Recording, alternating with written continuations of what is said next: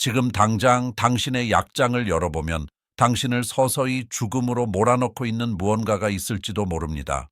가장 끔찍한 사실은 그것을 처방한 사람이 바로 의사라는 점입니다. 저는 지금 실험적인 약물이나 희귀한 치료제에 대해 이야기하는 것이 아닙니다. 오늘 아침 복용한 진통제, 아침 식사와 함께 삼킨 위장약, 지난주 아무 생각 없이 구입한 감기약에 대해 이야기하고 있는 것입니다. 이 약들은 너무나 흔하고 널리 받아들여지며 전 세계 의사들이 처방하고 있기 때문에 당신은 이 약들이 당신의 신체에서 가장 중요한 장기를 세포 하나하나, 심장 박동 하나하나 파괴하고 있다는 사실을 전혀 의심하지 못할 것입니다. 당신이 이 약들을 맹신하는 동안 당신의 심장은 소리 없이 치명적인 대가를 치르고 있습니다. 저는 20년 넘게 수술실에서 근무하며 잠을 이룰 수 없게 만드는 광경을 목격했습니다. 심장질환 병력이 전혀 없는 건강했던 사람들이 심각하게 손상된 심장을 안고 제 수술실로 들어오는 것을 보았습니다. 정밀 조사를 해보면 원인은 유전도, 나쁜 생활 습관도, 불운도 아니었습니다. 바로 약물이었습니다.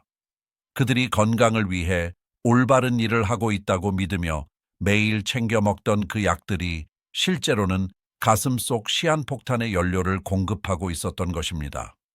더욱 분통 터지는 것은 제약업계가 수십 년 전부터 이 사실을 알고 있었다는 점입니다.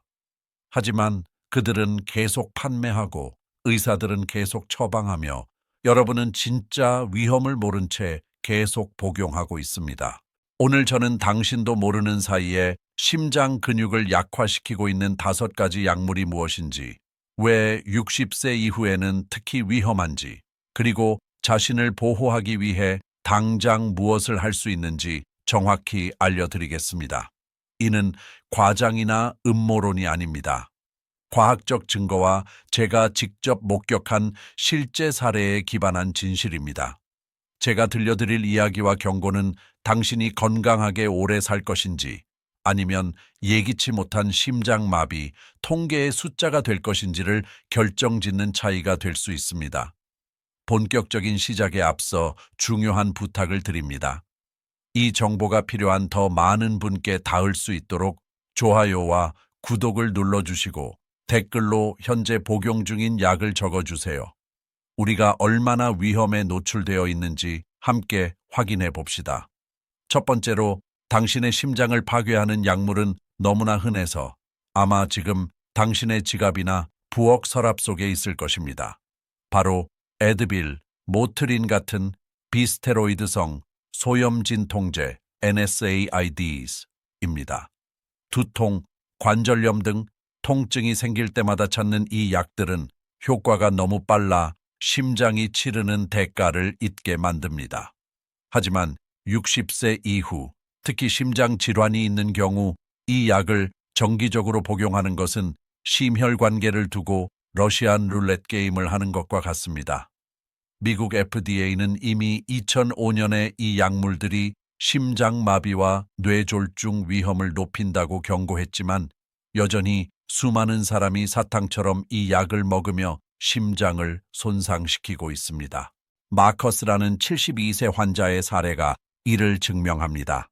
정원 가꾸기를 좋아하던 그는 무릎 통증을 견디기 위해 매일 진통제를 4보알씩 먹었습니다. 어느 날 그는 갑작스러운 호흡 곤란으로 응급실에 실려왔고 급성 심부전 진단을 받았습니다. 원인은 바로 진통제였습니다. 이 약들은 통증은 줄여주지만 신체가 소금과 물을 비정상적으로 많이 머금게 하여 심장에 엄청난 과부하를 줍니다.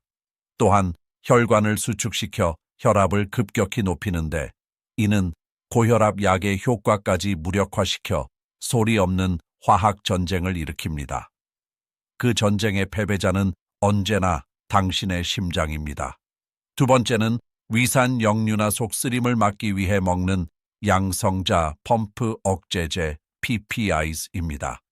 프릴로색, 넥시움 같은 이 약들은 아이러니하게도 당신을 보호하기 위해 처방되지만 심장에는 치명적일 수 있습니다. 수천만 명의 사람들이 이 약을 매일 아침 성스러운 의식처럼 복용합니다. 하지만 위산을 억제하는 과정에서 심장 박동을 조절하는 필수 미네랄인 마그네슘의 흡수까지 막아버린다는 것이 문제입니다. 68세 헬레나 씨는 위산 역류 때문에 10년 넘게 위장약을 먹었습니다. 어느 날 검진에서 심전도 이상이 발견되었고 확인 결과 마그네슘 수치가 치명적으로 낮았습니다. 마그네슘이 부족하면 심장은 지휘자 없는 오케스트라처럼 박자가 꼬이며 치명적인 부정맥을 유발할 수 있습니다. 게다가 대규모 연구에 따르면 이 약물의 장기 복용은 심근경색 위험을 12.1%나 높이는 것으로 나타났습니다. 혈관을 유연하게 하는 산화질소를 감소시켜 동맥 경화를 가속화하기 때문입니다. 세 번째는 코가 막힐 때 먹는 경구용 비충혈 제거제입니다. 슈도에페드린 성분이 든 이 약들은 막힌 코를 뚫어주는 마법 같은 해결책처럼 보이지만 심장에는 엄청난 청구서를 내밉니다. 이 약의 원리는 혈관을 수축시켜 코의 붓기를 빼는 것인데 문제는 약 성분이 온몸을 돌며 심장과 전신 혈관까지 수축시킨다는 점입니다. 이로 인해 혈압이 순식간에 180, 200까지 치솟을 수 있습니다. 평소 혈압 문제가 없던 사람도 위험하며 고혈압 환자에게는 뇌졸중이나 심장마비 같은 응급 상황을 초래할 수 있습니다. 또한 심박수를 급격히 올려 심장에 무리를 주고 심방세동 같은 위험한 부정맥을 유발하기도 합니다. 60세 이상이거나 심혈관 질환이 있다면 먹는 약 대신 식염수 스프레이나 국소 스테로이드제 같은 안전한 대안을 선택해야 합니다. 네 번째는 우울증보다는 만성 통증 치료에 자주 쓰이는 삼환계 한구울제입니다. 아미트립틸린 같은 이 약들은 신경 통증에는 효과적이지만 노년층의 심장에는 위험할 수 있습니다. 가장 큰 문제는 기립성 저혈압입니다. 앉았다 일어날 때 혈압 조절이 안 되어 실신하게 만들고 이는 뼈가 약한 노인들에게 치명적인 골절로 이어질 수 있습니다. 더욱 무서운 것은 이 약들이 심장의 전기 시스템을 교란한다는 것입니다. 심전도상 QT 간격을 연장시켜 심장을 전기적으로 불안정하게 만들고 이는 급사로 이어질 수 있는 심실부정맥의 위험을 높입니다. 요즘은 심장에 더 안전한 약물들이 많이 나와 있습니다. 만약 이 약을 드시고 있다면 절대 갑자기 끊지 마시고 의사와 상의하여 더 안전한 약으로 변경하거나 철저한 모니터링을 받아야 합니다. 마지막 다섯 번째는 뼈 건강을 위해 챙겨 먹는 칼슘 보충제입니다. 뼈를 튼튼하게 하라는 말만 믿고 수많은 사람이 고용량 칼슘 알약을 먹습니다. 하지만 최근 연구들은 보충제가 뼈가 아닌 심장 혈관에 쌓여 동맥을 딱딱하게 만드는 동맥 석회화를 유발할 수 있다고 경고합니다. 음식으로 섭취하는 칼슘은 안전하지만 고농축 알약은 혈중 칼슘 농도를 인위적으로 급증시켜 심장에 무리를 줍니다. 이는 심장마비 위험을 높일 수 있습니다.